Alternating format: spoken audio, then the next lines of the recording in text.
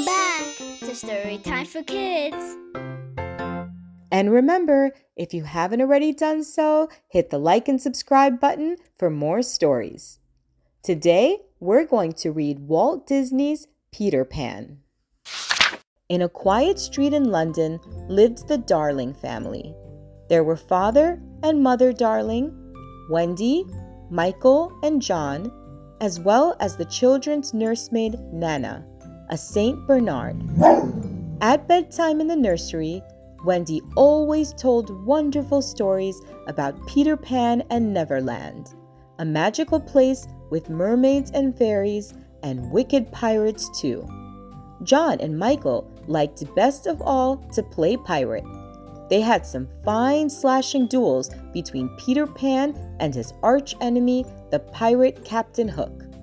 Father Darling did not like this kind of play. He blamed it on Wendy's childish stories of Peter Pan. It is time for Wendy to grow up, decided Father Darling. This is your last night in the nursery, Wendy girl. All the children were much upset at that. Without Wendy, there would be no more stories of Peter Pan. That very evening, who should come to the nursery but Peter Pan and a fairy named Tinkerbell. It seems Peter had been out looking for his lost shadow. When he overheard that Wendy was to be moved from the nursery, he hit upon a plan. I'll take you to Neverland with me to tell stories to my lost boys, he decided as Wendy sewed his shadow back on. Wendy thought that was a lovely idea, if Michael and John could go too.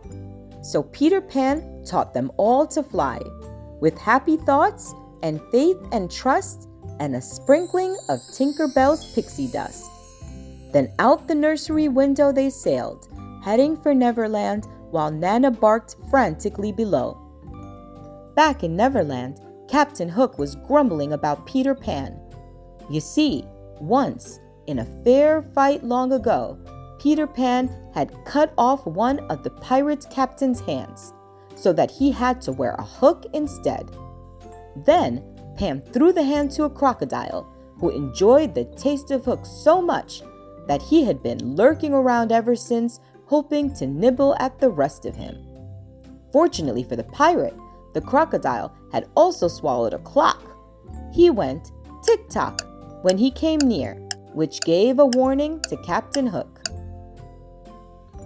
Now, as Captain Hook grumbled about his young enemy, there was a call from the crow's nest. Peter Pan ahoy! What? Where? Shouted Hook, twirling his spyglass around in the sky, and then he spotted Peter and the children pausing for a rest on a cloud.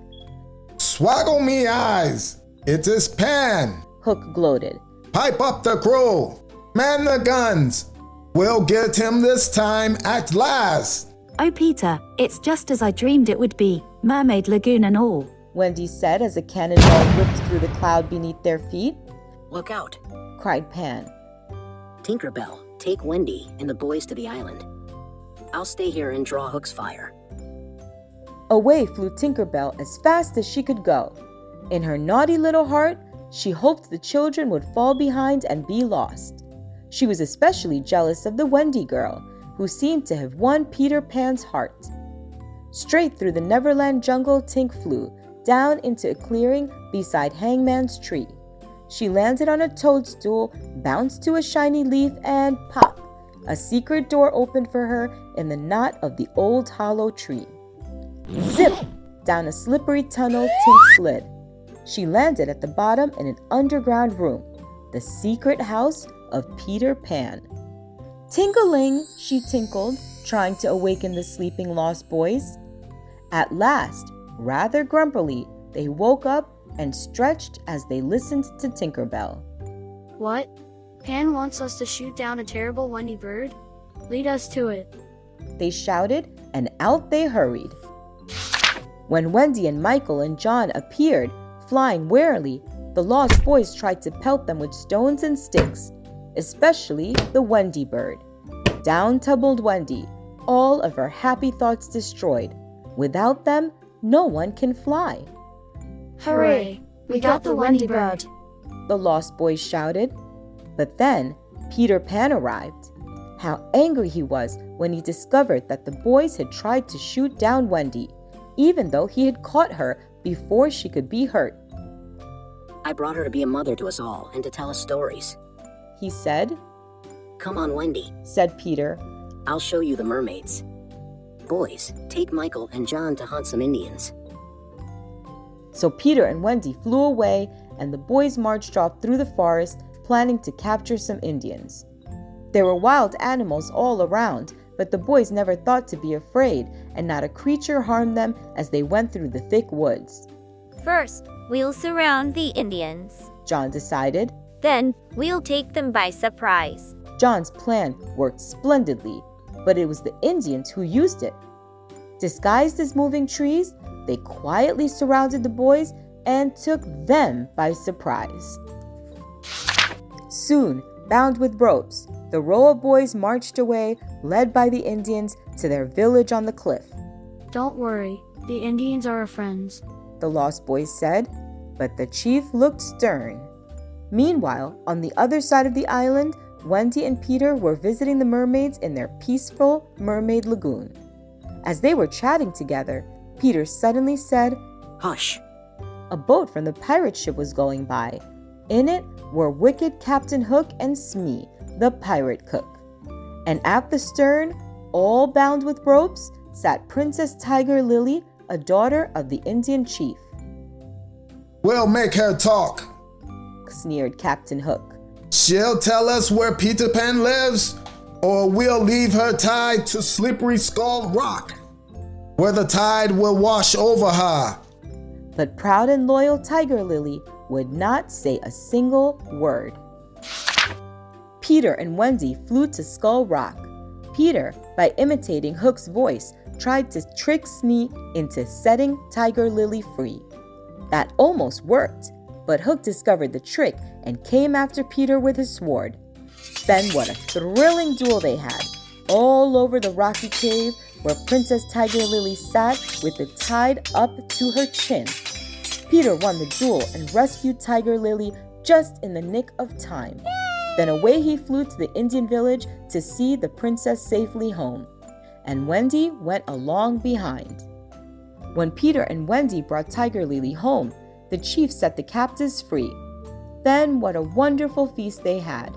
All the boys did Indian dances and learned wild Indian chants, and Peter Pan was made a chief. Only Wendy had no fun at all, for she had to help the squaws carry firewood. I've had enough of Neverland, she thought grumpily. I'm ready to go home right now. While the Indian celebration was at its height, Smee the pirate Hook captured Tinker Bell and took her back to the pirate ship. He presented Tig to Captain Hook. Ah, Miss Belle, said Hook sympathetically. I've heard how badly Peter Pan has treated you since the scheming Wendy came. How nice would it be if we kidnapped her and take her off to sea to scrub the decks and cook for the pirate crew? Tink tinkled happily at the thought. But at last, sighed Hook, we don't know where Pan's house is, so we cannot get rid of Wendy for you. Tink thought this over. You won't hurt Peter? She asked in solemn tinkling tones. Of course not, promised Hook. Then she marched to the map of Neverland and traced a path to Peter's hidden house. Thank you, my dear, said wicked Captain Hook, and he locked her up in a lantern cage and went off to capture Peter Pan. That night, when Wendy tucked the children into their beds in the underground house, she talked to them about home and mother. Soon, they were all so homesick that they wanted to leave at once for home. Wendy invited all the Lost Boys to come and live with the darling family. Only Peter refused to go. He simply looked the other way as Wendy and the boys told him goodbye and climbed the tunnel to Hangman's Tree. Up in the woods near Hangman's Tree waited Hook and his pirate band. As each boy came out, a hand was clapped over his mouth and he was quickly tied up with ropes. Last of all came Wendy. Zip, zip, she was bound up too, and the crew marched off with their load of children back to the pirate ship. Blast it! Muttered Hook. We still don't have Pan! So he and Smee left a wicked bomb wrapped as a gift for Wendy for poor Peter to find. Very soon they hoped Peter would open it and blow himself straight out of Neverland. On the pirate ship, Captain Hook demanded that Wendy and the boys become pirates. Never. Wendy cried. Then you shall be the first to walk the plank, Said Hook. In the excitement, no one noticed that Tinker Bell had escaped and flown off.